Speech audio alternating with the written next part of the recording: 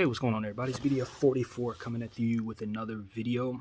Um, First of all, I want to send the most warm and good energy toward Nick Cannon and his family and the mother of his child, young Zen, who passed away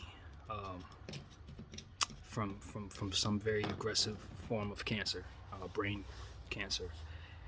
And excuse me, I just wanted to send some condolences and also allow myself to kind of just talk about something that I don't think I've ever talked about on camera. Um, but yeah, we lost a family member at a very young age. I experienced that. My aunt lost her son back in 1996, a very long time ago. But I was born in '84, so I was very much awake for that, so to speak, conscious for that. And he had spinal meningitis. It was something that I'm not really as familiar with as I need to be, but it attacked his body and didn't give our family very long. Um, and I just listened to Nick Cannon on his show talking about his experience and how he was able to seize the moment, even though he wasn't given a lot of time when they found out what was wrong. But I'm not a father. I've never been a father. I don't know how that feels, but I can say that I've been to a child's funeral, and that is something that was probably the worst thing to ever have experienced, and to just think it was not my child. People who were going through, my aunt and my cousins who were going through it, and my uncle who was going through it. It's something I still look back on this day and show and think about the type of strength that they displayed, and the faith that my aunt even shows now to this day, where she helps others with grief and is promoting a lifestyle of healing every day. You know what I mean? And just think that you can heal from those experiences. I've seen it in my own family. You never quite get over something like that, but healing is obtainable, I believe, over time, especially with intent and a community of people that'll support you. So I just wanted to throw that out there. I've seen the healing. I've seen it happen. So that's about as much as I can share. Experiencing that, I was very fortunate to have spent time with my little cousin. I connected with him in Oakland for one Christmas. We went up there. You know what I mean? He was only one at the time. He lost his life at 2. So I was fortunate enough to really connect with him. Like, got pictures holding him and spent a lot of time just me and him. So like, I really connected with that child while I was up there, and then got the call when it happened, and it was just, it was weird times, to just experience that, go up to Oakland for the funeral, the whole process. It was just very, very humbling to experience, and for my family, it was so very hard, but we got through it together, and I'm hopeful that Nick Cannon will be able to do that as well. A lot of people have spoken about Nick Cannon and how he's gone through a process of trying to have children, a lot of children at once, and multiple moms and stuff like that. But I look at his situation very unique, because he's in a place in his life where at his age, he's ready for whatever it is he's taking on. He's not playing games with any of his baby's moms to the extent that we are aware of in any way. They all seem to be aligned and connected with the plan to raise their children with him, and he seems on board. And it's not like he's just frivolously handling this process. You can see today how much each and every child he has means to him, and I think that's an important thing for those who are criticizing him and those who are running their mouths about his business to see, because he's not just populating the earth or running around doing all kinds of stuff. This is a man who's making decisions to expand his family in a healthy way. It seems like in a responsible way, and it seems like he's doing it with his heart. And that's all we can ask for, whether you have 100 kids or 2 kids. Just want to have each and every child be safe and raised with an opportunity to have love and a strong foundation from which to start their lives. And I think that Nick Cannon's success has allowed him to be able to effectively provide that for each and every one of his children, including the good care that he was able to give his son during this very difficult situation. So I'm in support of those who can just provide. If you can provide for your family, it's your business. That's your business. You know what I mean? I am not here to tell anybody how to expand their family, or how to go about their lives. You know, and I just think about all the kids who are dealing with things that a lot of us grown ups don't even think about. Our health is fine or whatever. We live our day to day and stress about whatever we stress about.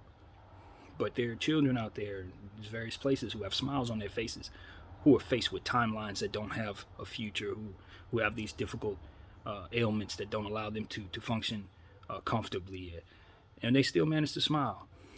I think about a good Facebook friend of mine, her son. I pray about them all the time, and how he's dealing with his kidney issues, and he's been dealing with them all his life, but he's still managing to smile, still managing to get up, stay strong, still managing to, do all the stuff that little boys do at like 5 or 6 years of age. But he's always challenged with health issues that he knocks out of the park each and every time. So, that type of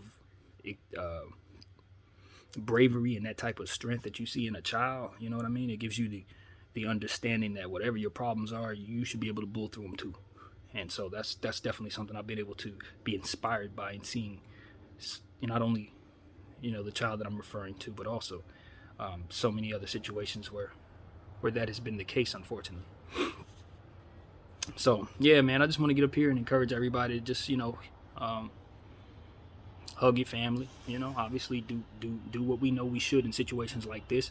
Hug your kids. I think is a good time to say don't hesitate as it pertains to anything having to do with health, whether it be yourself, your child, or anything. If you get any inkling that something is wrong, it's worth checking out. It is. It's worth checking out. The sooner you find out what's going on, the better you can treat it, whatever it is. So I think that's ultimately the message. And again, just condolences to the Cannon family, and hopefully they'll be able to receive the support from everybody. And this is also another part of the conversation that's very important. I'm glad I thought of it now. When in watching Nick Cannon today, he got on TV and addressed it, and I didn't see the rest of the episode, but he was bringing on a professional to kind of help him and his audience through this process. And that's what it's about, making sure your mental health is addressed. Not everybody wants to handle it the same way. The best way for me may not be the best way for the next mind. When my mother passed away, I was in the midst of a crisis in my own life. So I didn't have I wasn't afforded the opportunity to just mourn. I had to move. Like literally, I was in the middle of trying to find a new place when my mother passed. So it was no time to just chill. I couldn't think. There was no, let me mourn a little. Nah, you got to get up and find a place to stay. Pretty much with it right after the funeral. Like that was it. So for me, it was like I just kept going. I kept going. And then I crashed mentally. I crashed twice, not just once. I crashed once in 2018, and then recently, these last couple months, I went through the same process. I know it's a part of the same thing, because there was never no real healing there when my mother passed, and my father passed the same year. 9 months later, no healing, still moving. And I think about Kanye West. When his mother passed, he kept moving. What happened? He crashed. Eventually his mind overloaded because he'd never healed. And I think he just went through the healing process with this album, this Donda album. I truly believe that was the true beginning of his healing process, because he hadn't, to my knowledge, addressed it the way that I felt he needed to for himself. And now I think about Snoop Dogg. He just lost his mom. Now Snoop Dogg's like revving it up. I'm looking around and I see he's moving. He's on everything. He's rapping. He's doing more work than he was before she passed. And I know what he's doing. He's trying to run from it. And you just, like, I did it. You know what I mean? I watched Kanye do it. And I just don't think that's the way to go for most people. I get it if you're used to working, because that's what Nick Cannon said. He said, all I know is to work. So that's my sanctuary. And that's cool. So long as while you're at your sanctuary, you're bringing what you need for your mental health and your peace to you. And that's what I think is the mistake that some professionals that when they deal with their most difficult moments, they just want to keep pushing through like nothing's happening. That's not the way to go, man. I'm telling you from experience. it will hit you later, like a sonic boom. It will hit you later, and it'll hit you harder than it will initially if you handle it um, organically and true to yourself. So that's what I wanted to say, man. That's what I want to say. Running from it only makes it more difficult. Makes the process longer. So yeah, man. Unfortunately, I know all too much about grief. I'm not sure I know how to cope with it like I should, but I know what mistakes I ran into.